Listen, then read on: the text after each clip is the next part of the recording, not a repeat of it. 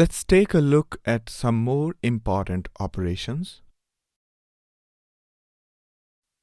Sample is a transformation provided on RDD. The sample generates a small RDD containing a fraction of the actual. We can specify the fraction as a second argument. The first argument is a flag to allow repetition. Here, 0.1 fraction means 10% records. Also, since sample is a transformation, we need to call an action on it to get any results. Please note that every time you call collect, you would get different results because on collect, the entire process would be re-executed. Map partitions return a new RDD by applying a function to each partition of an RDD. Map partitions is a transformation that calls the given function with each partition as argument. It is similar to map, just that it runs on each partition instead of each record, unlike map.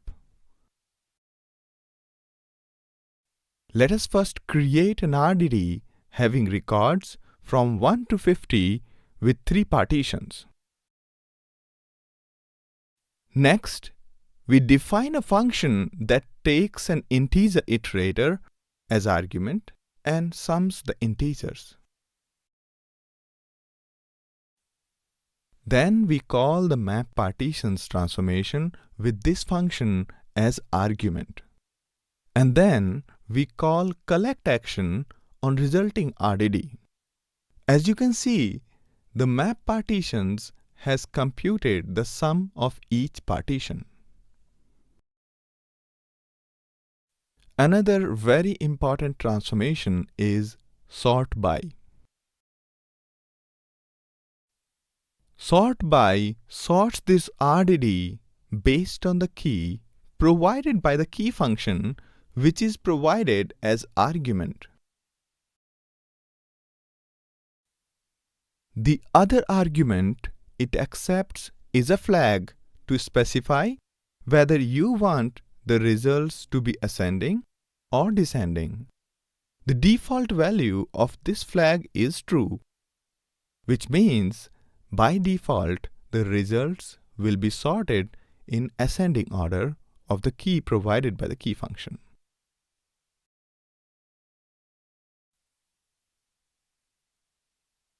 The third argument specifies how many total number of partitions you would want in the resulting RDD. Sort by is a transformation which involves the shuffling of elements of RDDs. Therefore, it is more efficient to repartition while shuffling is happening, else there might be unnecessary data movement. Therefore, num partitions is an important switch for optimization.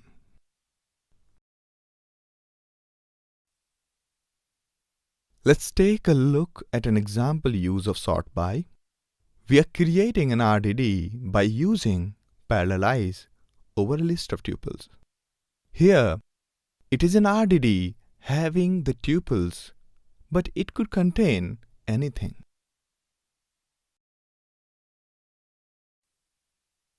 Next, we can sort the RDD by a function which returns the first element of tuple.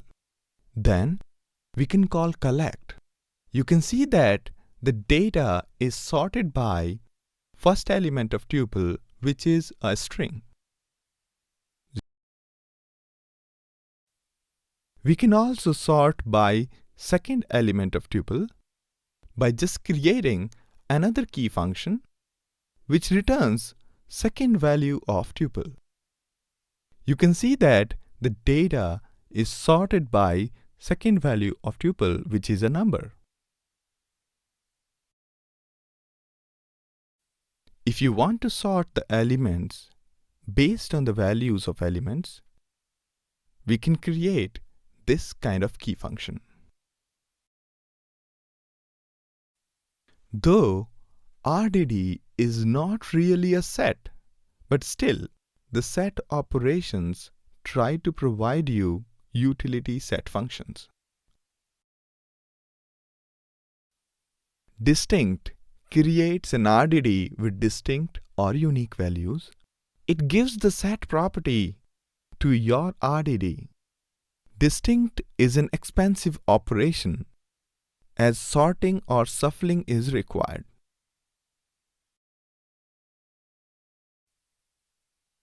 Union simply appends one RDD to another.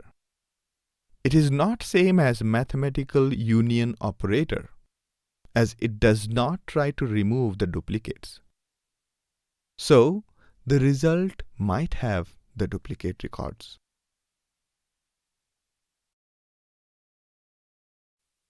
Subtract transformation returns values which are only in the first RDD and not in the second RDD.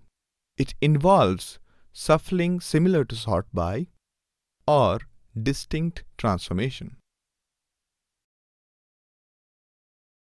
It creates a new RDD with the common values in the two. It also removes duplicates. It requires shuffling. In the example above, it has returned coffee and monkey because these elements exist in both RDDs. Another very important transformation is Cartesian. It returns all possible pairs of A, B, where A is in the source RDD and B is in the other RDD. Fold is very similar to reduce. It provides a little extra control over initialization. It lets us specify an initial value to which the values can be merged. Let's take a look at how fold works. Say we have an RDD having two partitions, first partition having 1, 7, 2, and second partition of this RDD has 4, 7, and 6.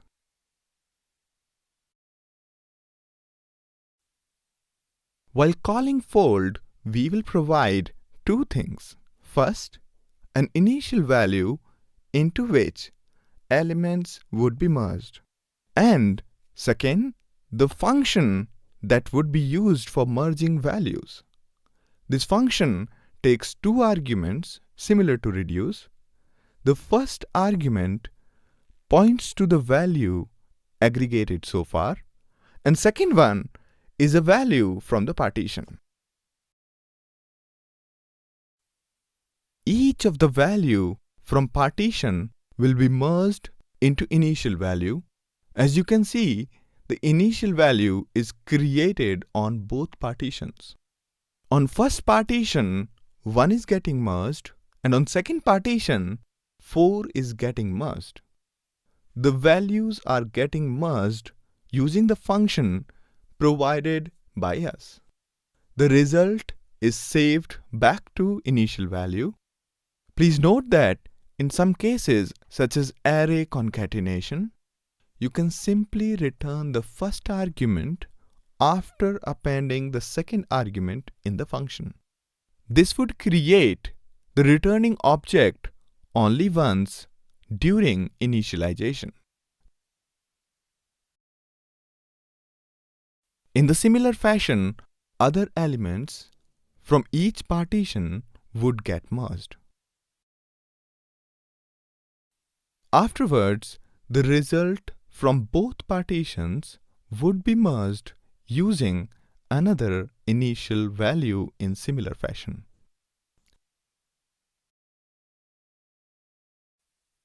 Let's take an example. In this example, we are going to concatenate strings. We are keeping underscore as the initial value for concatenation. So, let's first create an RDD out of numbers from 1 to 10 with two partitions. Since we want the results to be strings, we are converting all the numbers to strings using map. Why so? Because, like reduce, the elements must be of the same data type as the result.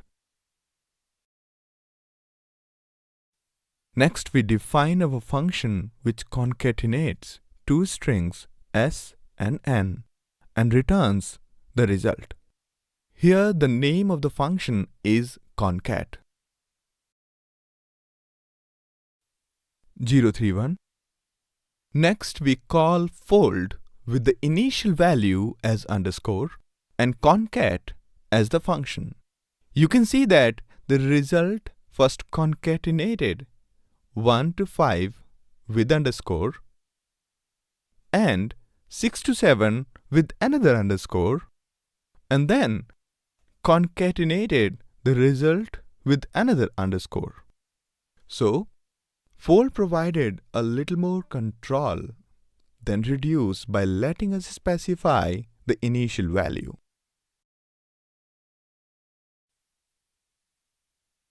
Even though with fold we were able to specify initial value, but it still is not providing enough control over reduction. The aggregate function is more powerful action to compute the result. With aggregate, we specify an initial value, a function that would merge the elements from partitions into the result, and then another function that would merge the result from each partition into a final result.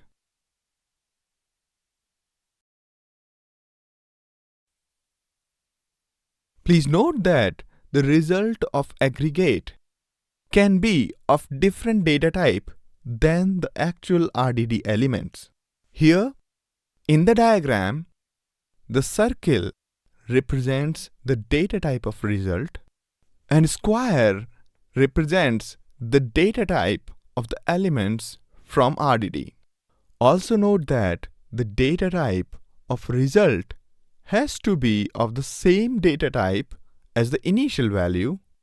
So, in the diagram, we are first combining square with a circle to give out circle using first function, and then we are combining two circles using another function.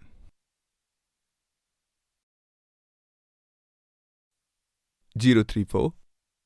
Let's take an example of computing averages. The idea is to compute total and the count. The average can be computed easily outside Spark by dividing total with count. So, let's first create an RDD having integers from 1 to 100. We want the result to be a tuple having sum and count. So, let's have an initial value tuple having both the values at 0. The first value of this tuple is sum and second is count of the values. Let's define a function seq which would merge each integer from partition into the initial value by adding the value to the sum and increasing count by 1. When executed, we would get a tuple for each partition. To merge these resulting tuples from all partitions, we define another function. Here, we are defining a comb function, comb, to merge two tuples by summing up total and counts. Finally, we call aggregate with initial value, function seq, and function comb as shown here. You can see that the result contains total and count. We can divide total by count to get the average. Even though you can compute word frequencies as discussed in the examples, Spark provides you an off-the-shelf function to compute the frequencies of elements. This action, count by value, internally sorts and groups the values and then computes counts for each group.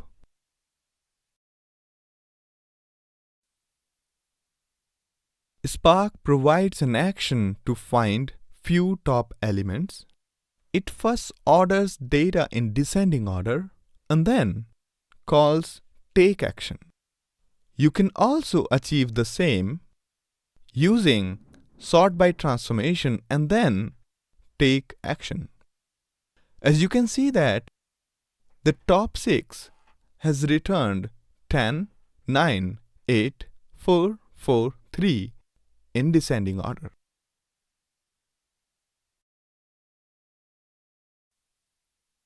Zero for 1, take ordered gets the n elements from RDD ordered in ascending order or as specified by optional key function. Please note that top provided largest n elements while take ordered provided smallest n elements by default. Also note that it is possible to specify ordering as well as the key function as shown in the slide. For each applies a function to all elements of this RDD. If you run the example, it would print the result as in when the function is getting executed in between the log messages. Though for each looks like map, but there are few differences. Use for each if you do not expect any result. For example, saving to database. For each is an action, while map is a transformation. Similar to map partition, we have for each partition function. If you do not expect any return value and want to operate on entire partition, use for each partition. The provided function would be executed with the iterator of each partition. Again, unlike map partition, for each partition is an action. Let us take an example. First, we define a function partition sum which accepts an iterator as argument. This function simply prints the sum using some method of the iterator class. Next, we call this function with for each partition with our RDD having 4 partitions.